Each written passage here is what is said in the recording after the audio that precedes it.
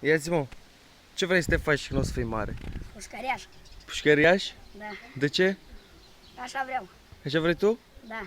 Și măta unde e? Populă. Dar n-are grijă de tine măta? Nu. De ce, mă?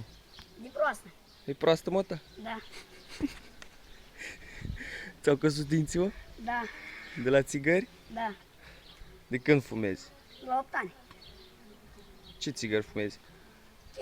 More, plugarul, De toate, a? penalii, Penal, din ce le faci? din tutun. Sau din frunză de vie? Și frunză și de vii. Și de aia? Da. Și măta n-are grijă de tine, mă? Nu. De ce, mă? E handicapată. Ce e? De când ai mai văzut-o pe măta? La 5 ani. Mai știi cum arată? Nu. Nu știe? Nu mai știu. Și de unde știi că e după pulă? Dacă așa mi-a zis ea, când a plecat, Ce ți-a zis? că eu plec după pulă și nu mai vin la taică-tu. Și că pleacă ăsta după pulă, că nu mai